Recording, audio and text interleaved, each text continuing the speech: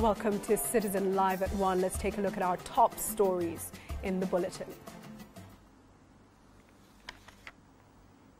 We start with IEBC Chairman Ishaq Hassan telling court to follow the law if they want the poor body removed. Also for you this afternoon, over 100 militants killed in KDF raid on Al-Shabaab bases in Jubaland region. Plus, gone without a trace, Mombasa family in agony over missing 10-year-old. And we have the latest.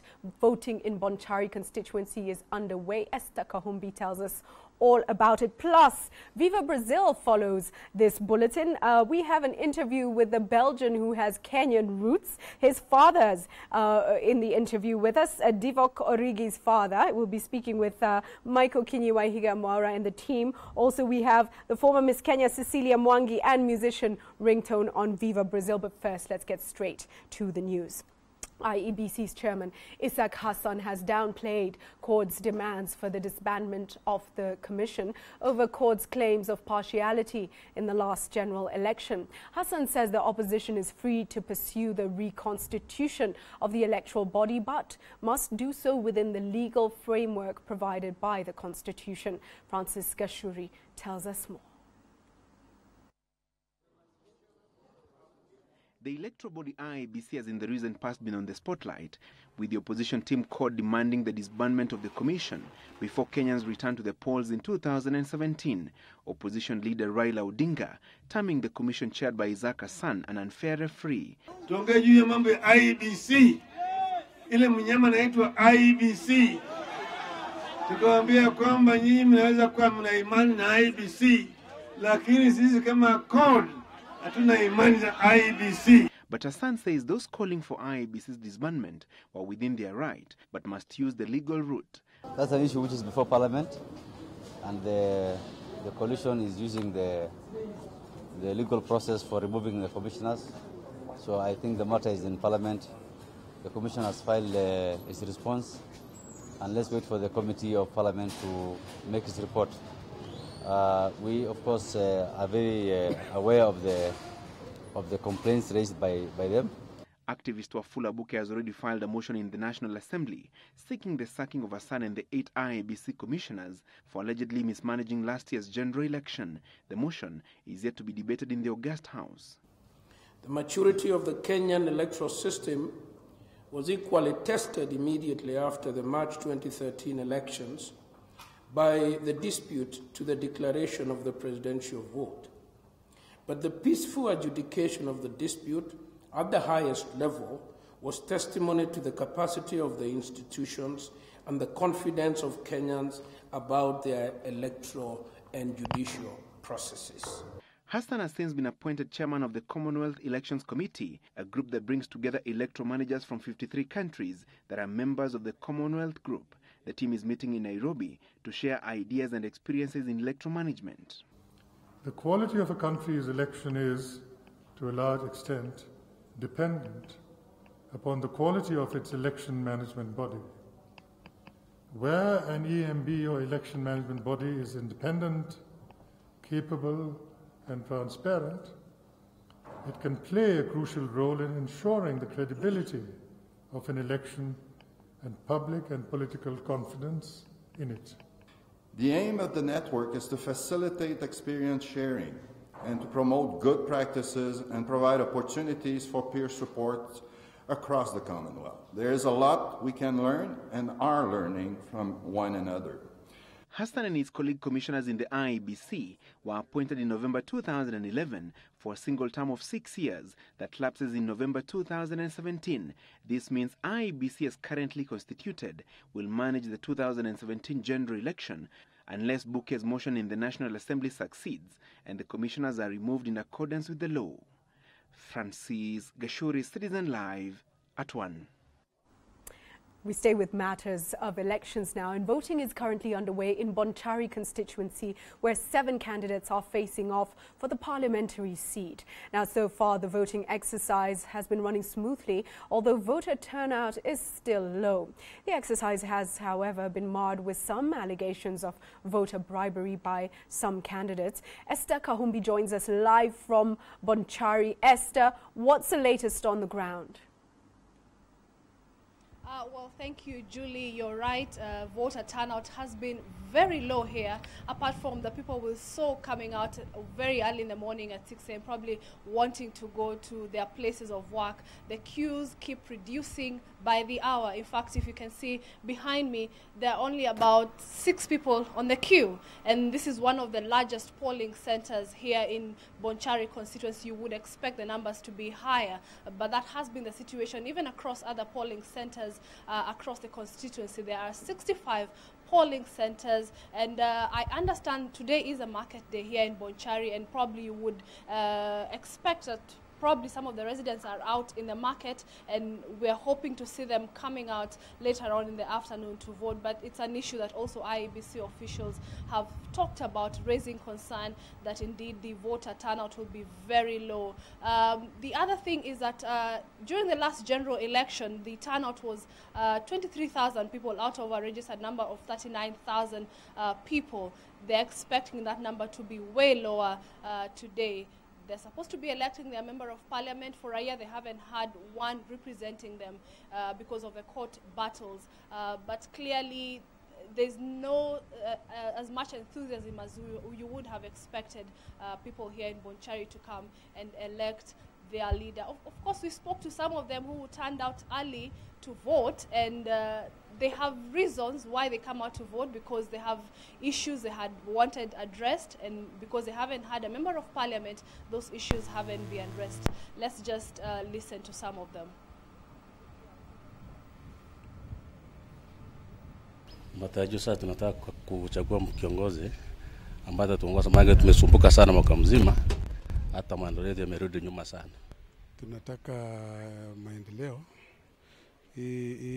Bila tumekwama kwa mwaka mzima, tungependa mjumbe apatikane, alafu tuanze kuendelea na shughuli zetu za kawaida.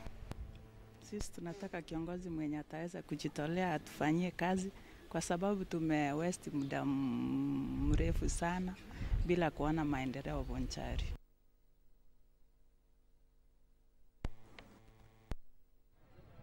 Those are just some of the voters we spoke to earlier who had come out to vote. So we've seen some of the candidates coming out to vote. 3 of them have so far voted. That is the Ford People candidate, the Wiper candidate, and the ODM candidate. The ODM candidate voted at about 6:30 in the morning. The other ones have just voted. And of course, Julie, as you mentioned, they are raising issues of voter bribery. They allege that last night they have been going around by Bonchari constituency, of course, in exchange for money so that they don't participate in this exercise. Those are allegations we are yet to verify with IEBC officials and the police as well. They say they have lodged complaints with the police. Just listen to Onyancha and the ODM candidate, John Oro.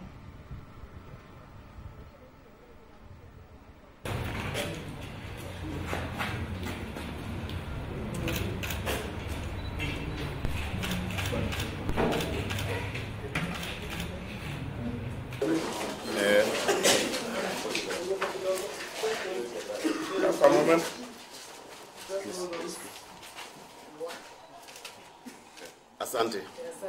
Asante sana. Yes, I've received reports from Mwata polling station and Nyamaya that the chief of Riana is dishing out money to voters in order to there is a massive voter bribery through him, and is being guarded by the police. There is also accusations in Nyamaya, which is the next kituo. People were dishing out blankets, and they were giving out 1,000 shillings to individuals. Some of the voters have surrendered their identification cards so that they can only be able to vote. And the issue of giving them blankets is to try and coerce them into voting for a particular person. And we are not very happy at this particular moment. We are doing investigations. As soon as we know who is concerned, we shall be releasing the names. That's the sad news.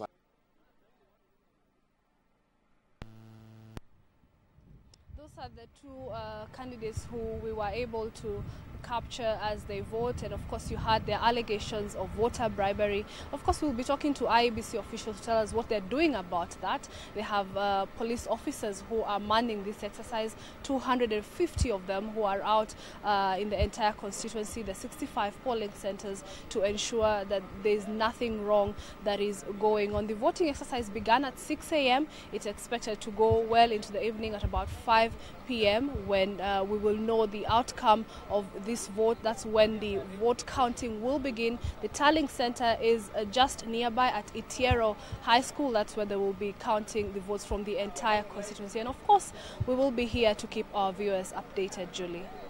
Thank you very much for that, Esther Kahumbi, on location in Bonchari constituency. And you heard some serious allegations of voter bribery there being raised by some of the candidates. Also, it's a disturbing sign to see such low turnout, another issue that should be addressed, and more with the team on location in Bonchari in our later bulletins. Now, over 100 insurgents have been killed during a raid by Kenya Defence Forces jet fighters on Al-Shabaab bases in the lower Juba region. According to a news release from AMISOM forces, the airstrikes in Anole and Kude areas of the lower Juba region are part of a sustained effort to destroy Al-Shabaab's military capabilities. The airstrikes in Anole left more than 30 Al-Shabaab fighters dead, plus 3 technical vehicles and 1 Land Cruiser loaded with ammunition destroyed. In Kude, the airstrike killed more than 50 insurgents. AMISOM said its forces will continue to pile pressure on Al-Shabaab militants with a view to liberating more areas. The special representative of the chairperson of the African Union Commission, Ambassador Mohamed Saleh, commended the KDF contingent of AMISOM for the operation's success. He said AMISOM forces will relentlessly keep up the pressure on Al-Shabaab and will employ all the means at its disposal to end their reign of terror. He said AMISOM forces are there to work with the Somali forces to make life better for Somalia and the people of the nation. The airstrikes complement the ongoing joint offensive between the Somali National Army and AMISOM forces.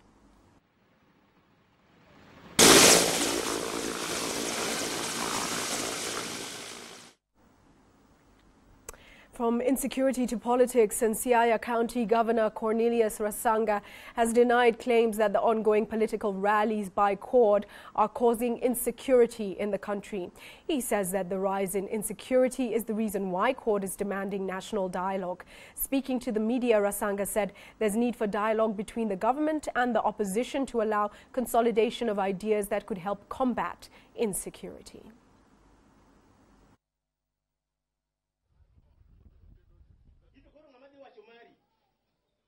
And if there is no dialogue, then there will be a meeting on Sabasaba, isn't it? Yeah. And that if they agree to the dialogue, then there is no need for Sabasaba.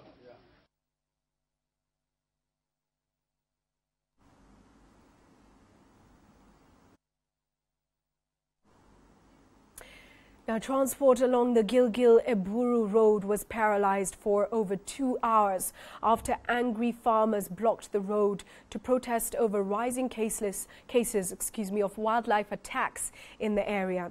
The residents want the government to step in and protect them. Hassan Farah reports. Traffic along the usually busy Gilgil-Eburu Road was temporarily halted after angry farmers from Nagum village blocked the road due to fears of wild animals attacks in the areas. This comes as details emerged that majority of the wild animals are fleeing from the neighboring ranches in search for pastures. According to one of the farmers, Magdalene Chepkemboi, the movement of the wild animals was now affecting learning in local schools.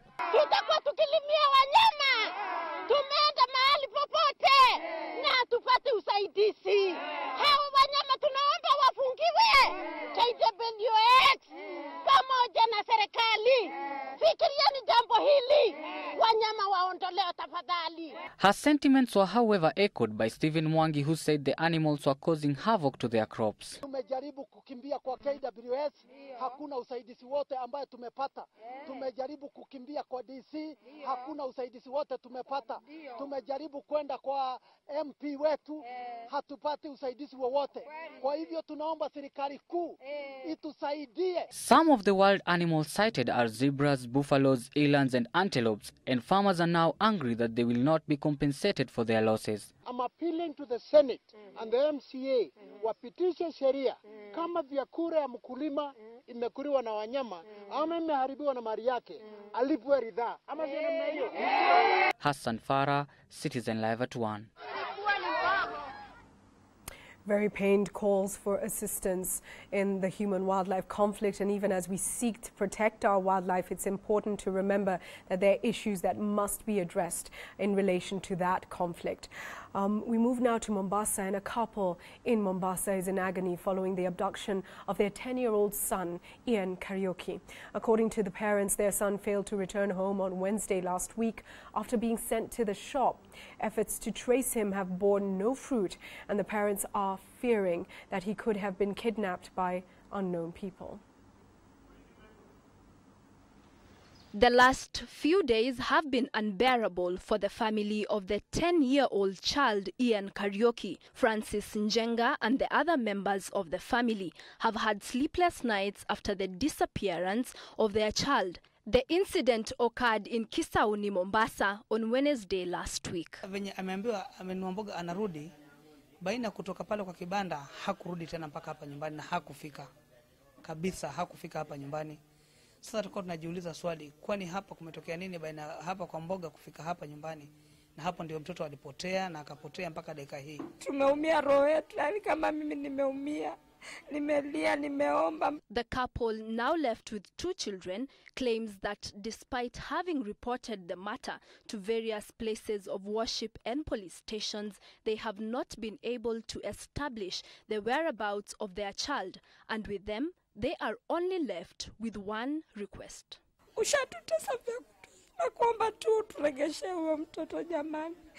The family is now looking forward to reunite with their lost child.